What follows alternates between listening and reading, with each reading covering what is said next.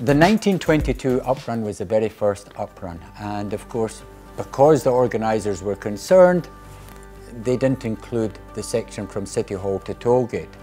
But it was also the first time a chap called Arthur Newton came into the race, and Arthur Newton would go on and win it 5 times, set world records at 100 miles, 24 hours, run across America. He was actually known as the father of distance running, and clearly a very passionate person. And he stayed with a headmaster called Bill Payne the night before the race. And I've no reason to believe that they knew each other prior to that.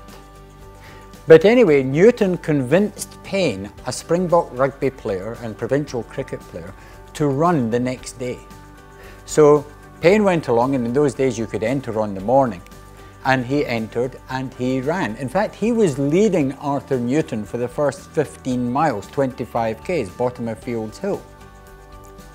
And he was running in rugby boots, and he used dubbin, black dubbin, as Vaseline to stop the blisters.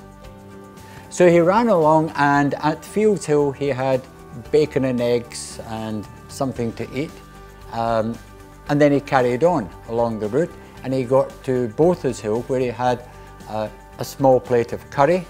And then he carried on, and he met up with someone, and they stopped in Drummond to have a pint of beer, or a half pint of beer, but a beer.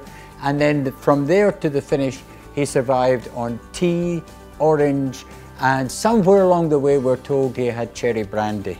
And he finished in 10 hours 56, having not trained for this at all.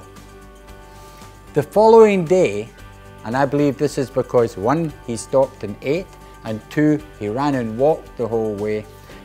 The following day, he was able to go out and play a game of rugby barefoot. Now, that to me is such an inspiring story that that's the way I would hope to be able to run and walk Comrades if I'm out there on the day on Sunday.